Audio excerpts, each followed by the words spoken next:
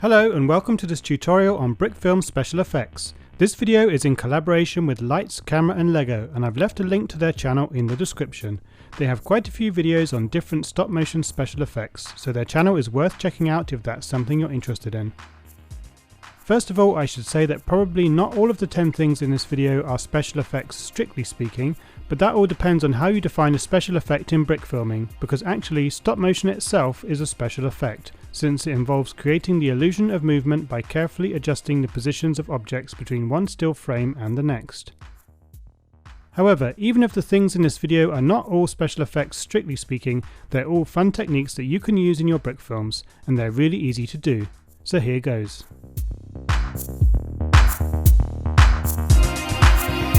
If you want to show a character dashing off at a great speed, you could just use huge movements between one frame and the next. But to emphasize the fast movement, you can use this gone in a flash effect that Gold Brick Animations used in their Brickfilm music video of ELO's Diary of Horace Wimp. It's quite easy to do. Here's how it looks frame by frame in the Gold Brick Animations video.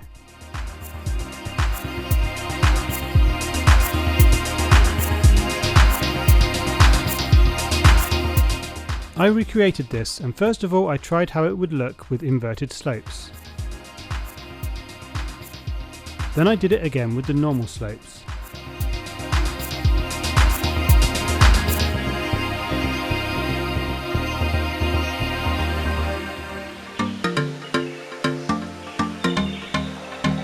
As you can see, the normal slopes look better. To do this special effect, all you have to do is roughly copy frame by frame what I've done here, and make sure that the slopes and bricks you use match the colours of your minifigure.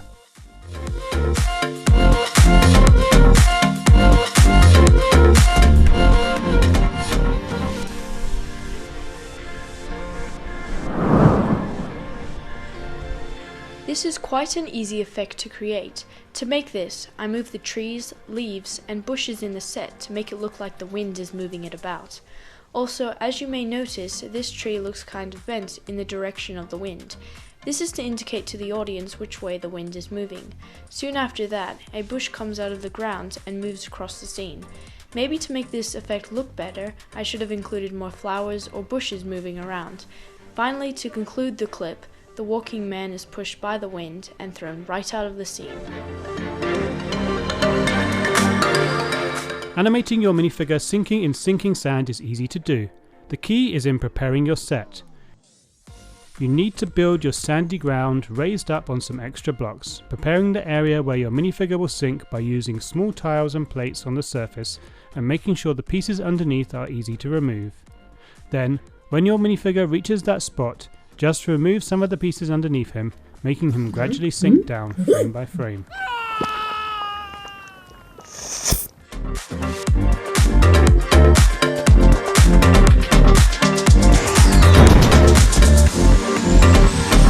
To make this explosion, I started off with the laser being shot across the screen. This is just done with some semi-transparent blue Lego pieces. For each frame, I just add another piece to the end of it to make it longer. Once the laser was touching the wall, I grabbed some cotton balls and tore it apart to make it look looser and less like a ball. As you can see in the first frame of the explosion, I lifted half of the wall and put some cotton under it. In the next frame, I put in some more cotton and rearranged the bricks to make it look like the wall is falling apart. Then I continued this by ruining the wall even more and attaching some bricks to the other wall using something sticky. Also, I started to make the laser shorten. I kept doing this for a few frames and slowly reduced the amount of cotton in the scene until finally the wall is out of the way and the Dalek can move through the hallway. To animate a ghost, you can just put a ghost shroud piece over a minifigure and animate like normal, but it looks much better if you make your ghost see-through, and it's not actually that hard to do, at least for the simple shots. If you're familiar with the stop motion technique called masking, it's quite similar to that. Start out by taking a photograph of your background without the minifigure. Then animate the minifigure walking as normal. Then all you need to do is layer the walking animation over the photograph of the background, and then reduce the opacity of the animated clip. You can make the minifigure glide in a ghostly way by removing the legs and using some bricks instead. Having the minifigure hold their arms out in front of them like this might also add to the effect. And if you want, you can add the ghost shroud piece on as well to really emphasize the point. So far it's pretty simple, but if you want to have another minifigure moving around in the same shot, you're going to have a problem, because your other minifigure is going to look like a ghost as well. So if you want to do this, you need to add 2 extra steps to the process. First of all, you need to animate the ghost separately from any other minifigures.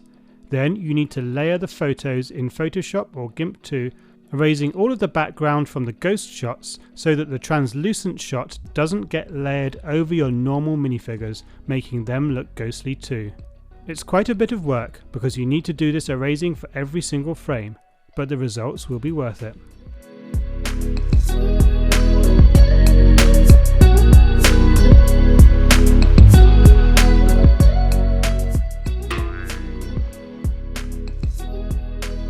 For this face expression effect, I used 2 eyepieces that were put on a 1x2 piece to make it look like the character's eyes are coming out of its head. Make sure to use colors that match the eyes or face. In this clip, I used yellow and white. Sometimes when you animate a vehicle, you want the camera to stay still and the vehicle to just move across the screen. Other times you might want the camera to move with the vehicle. This is a type of tracking shot, and you can do it by simply moving the camera every time you move the vehicle. If you have a way to move the camera smoothly, that will look great, but there is a way to simulate a tracking shot without having to move your camera. You simply move the background instead. You will also need to rotate the wheels of your vehicle, and to keep in mind that this only works if the road itself is not in the shot.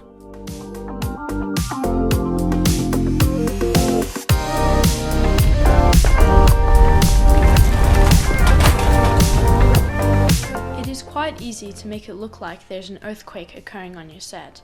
For my example, I moved the floor of the set back and forth multiple times.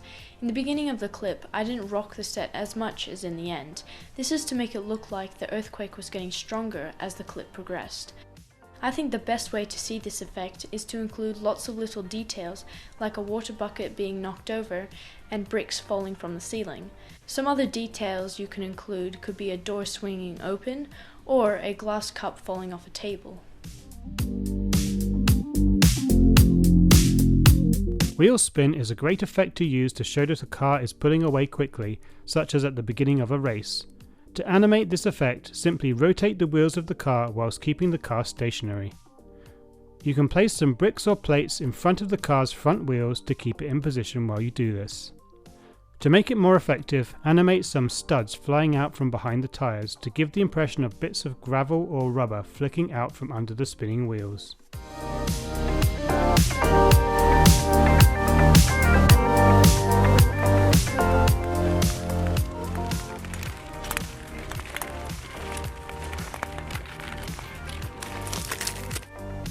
To create this ice skating effect, a piece of paper was used under the Lego man's feet. There is a hole in the set so the paper can be seen under the set. Every time I moved the character, I made sure to draw some lines with a pencil to make it look like the man is leaving a trail behind him. Also, at the end, I drew some cracks to make it look like the ice was breaking. To stop the set from moving around with the paper, I first secured the paper to the table, and then the set to the paper. As you can see, this makes sure that the ice does not look like it's moving as the set is bumped. I hope you found this tutorial useful. If you did, don't forget to check out Lights, Camera and Lego for more special effects tutorials. Please let me know in the comments which special effect you liked the most, and feel free to suggest any other special effects that you'd like to see me demonstrate, or any other Brickfilm tutorials you'd like to see on Gold Puffin. Thanks for watching, and I'll see you in the next video.